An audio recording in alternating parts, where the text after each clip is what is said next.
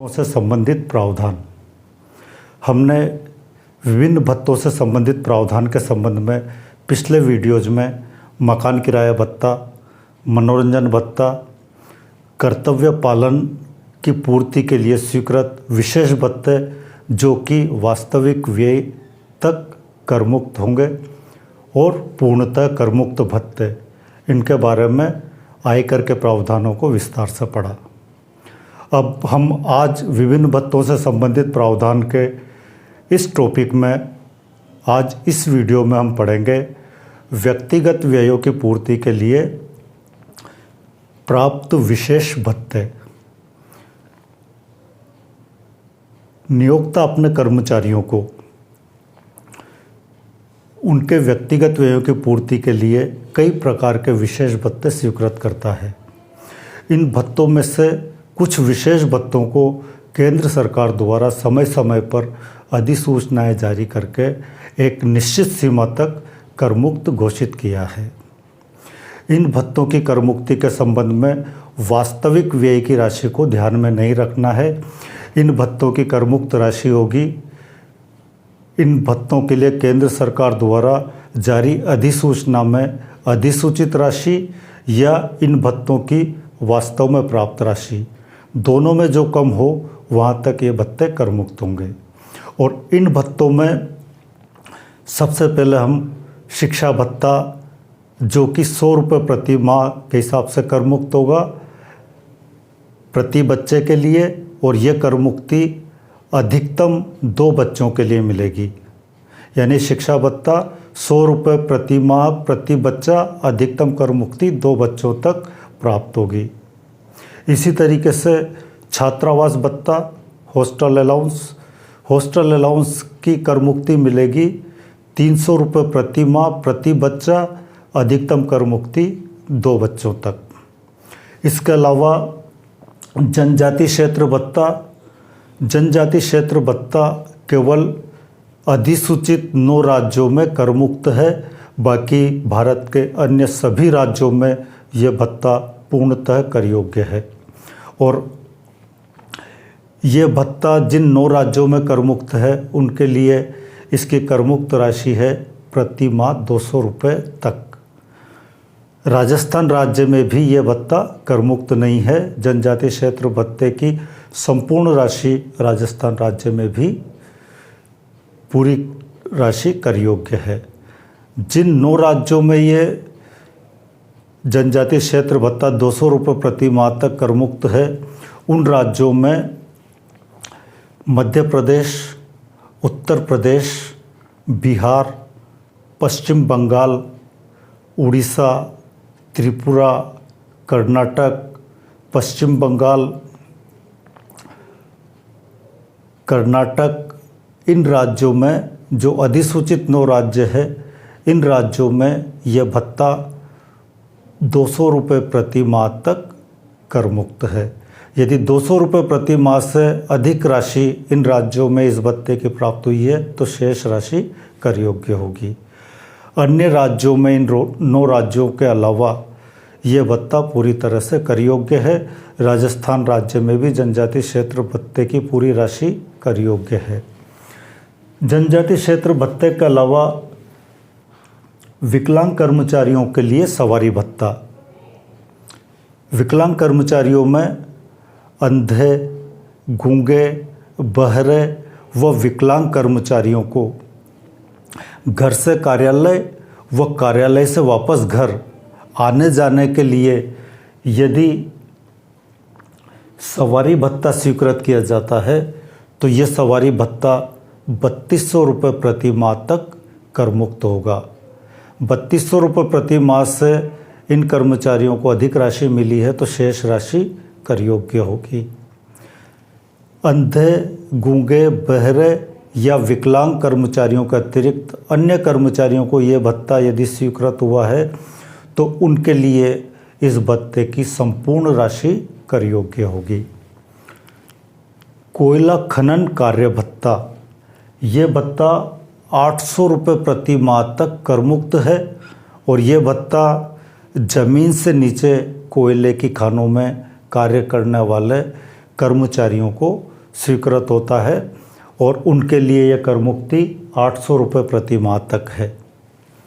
कोयला खनन कार्य भत्ता के अलावा यातायात संचालन भत्ता, ऐसे कर्मचारी जो यातायात संचालन से संबंधित व्यवसाय में कार्यरत हैं तथा उनका कार्य इस व्यवसाय के वाहनों को एक स्थान से दूसरे स्थान तक लाने और ले जाने का है, तो ऐसे कर्मचारियों के लिए यदि उन्हें यातायात संचालन भत्ता प्राप्त हुआ है तो ये भत्ता 10,000 रुपये प्रति माह तक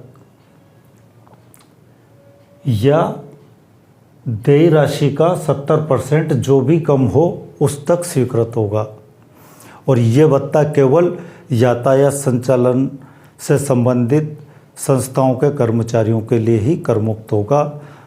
10,000 रुपये प्रति माह या ऐसे भत्ते की देय राशि का 70%, दोनों में जो भी कम हो उस राशि तक इस भत्ते की कर मुक्ति मिलेगी।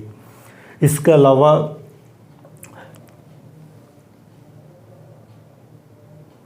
पर्वतीय क्षेत्र भत्ता, पर्वतीय क्षेत्र भत्ते में 3 कैटेगरी है।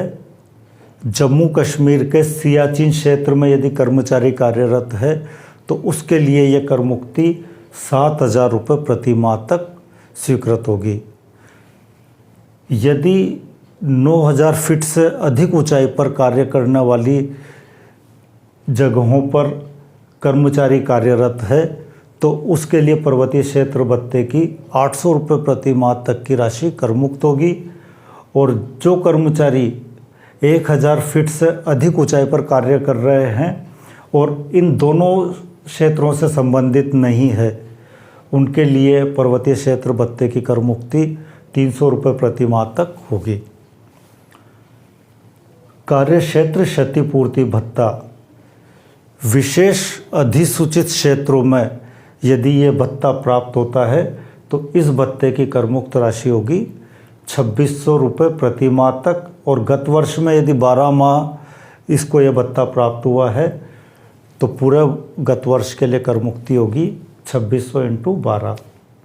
इसी तरीके से संशोधित कार्यक्षेत्र क्षतिपूर्ति भत्ता, ये भत्ता निर्धारित क्षेत्रों में या अधिसूचित क्षेत्रों में 1,000 रुपये प्रति माह तक, गत वर्ष में अधिकतम यदि उसे 12 महीने के लिए प्राप्त हुआ है तो अधिकतम 12 माह तक के लिए 1,000 × 12 तक कर मुक्त होगा।